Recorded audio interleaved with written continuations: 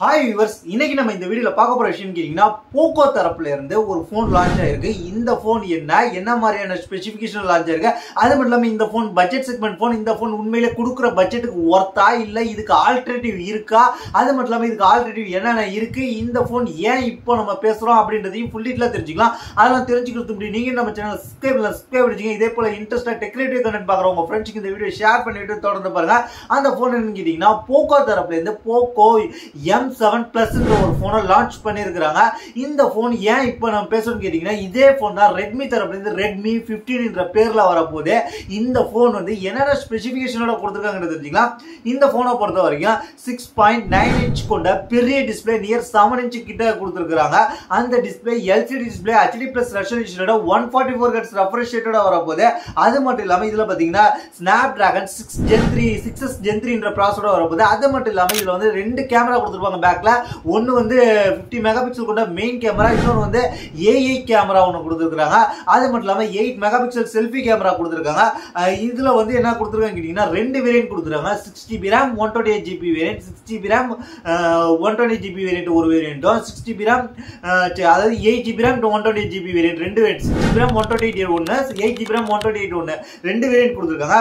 இதுல பாத்தீங்கன்னா என்ன கொடுத்திருக்காங்க, UFS 2.2 ஸ்டோரேஜ் கொடுத்திருக்காங்க, LPDDR4X RAM கொடுத்திருக்காங்க. அது மட்டும் இல்லாம இதுல பாத்தீங்கன்னா, இதுல பெரிய விஷயமே என்ன சொல்றாங்கன்னு கேட்டீங்கன்னா, செல்லிங் பாயிண்டா 7000 mAh பேட்டரி கொடுக்குறாங்க. அது மட்டும் இல்லாம இந்த பட்ஜெட்ல 7000 mAh பேட்டரி கொடுத்து 33 வாட்ஸ் ஃபாஸ்ட் சார்ஜிங் சப்போர்ட் கொடுத்து 18 வாட்ஸ் ரிவர்ஸ் சார்ஜிங் சப்போர்ட் கொடுக்குறாங்க. அதாவது உங்க போன்ல இன்னொரு போன்ல சார்ஜிங் லோவா இருக்குன்னா இந்த போன்ல இருந்து ரிவர்ஸ் சார்ஜிங் பண்ணிக்கலாம். Type C to type C wire மூலமா பண்ணிக்கலாம். அது மட்டும் இல்லாம சாஃப்ட்வேரை பொறுத்த வரைக்கும் Android 15 HyperOS 2.0 வருது. அது மட்டும் இல்லாம இதுல என்ன இருக்குன்னு கேட்டீங்கன்னா, 2 years Android அப்டேட் Android 17 வரைக்கும் வரும். அது மட்டும் இல்லாம 4 years உங்களுக்கு செக்யூரிட்டி பேட்ச் அப்டேட் கிடைக்கும். கலரை பொறுத்த வரைக்கும் ட்ரிபிள் கலர் செட்டப்ல கொடுத்துருக்காங்க. சில்வர் ப்ளூ, அதுக்கப்புறம் குரோம் சில்வர், ஆக்வா ப்ளூ, அதுக்கப்புறம் கார்பன் பிளாக் என்ற 3 கலர் கொடுத்திருக்காங்க.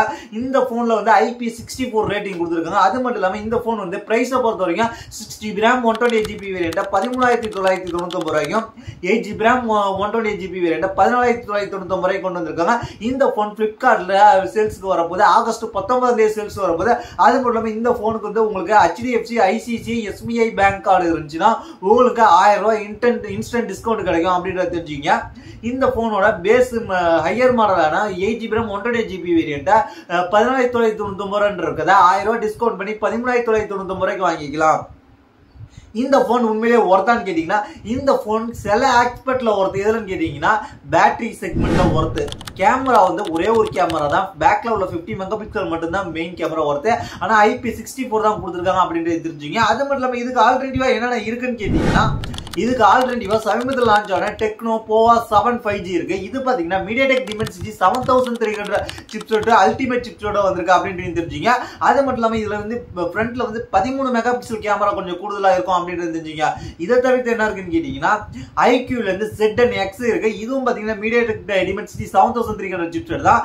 அது மட்டும் இல்லாம விவோ தரப்புல இருந்து Vivo T4X இருக்கு. இதுவும் MediaTek Dimensity 7300 சிப்செட்டோட தான் இருக்கு அப்படின்னு தெரிஞ்சுங்க.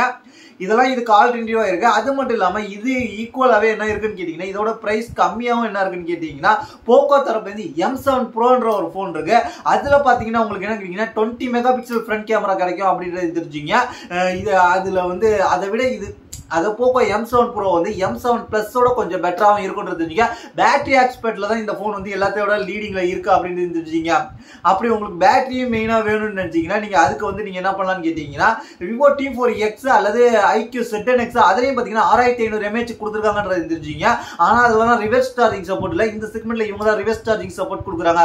ஒரு சில ஃபீச்சர்ஸ் நல்லாவும் கொடுத்திருக்காங்க. ஆனா கேமராவுக்காக இந்த போன் ஒர்த்தான்னு கேட்டீங்கன்னா, கேமராவுக்காக ஒர்த் இல்ல. இதுல 6S Gen 3 கொடுத்திருக்காங்க. ஓரளவுக்கு இந்த செக்மெண்ட்ல பெர்ஃபார்மன்ஸ் நல்லா இருக்கும். மல்டி டாஸ்கிங் பண்ணும்போது உங்களுக்கு எந்தவித பிரச்சனையும் வராது அப்படின்னு தெரிஞ்சுங்க.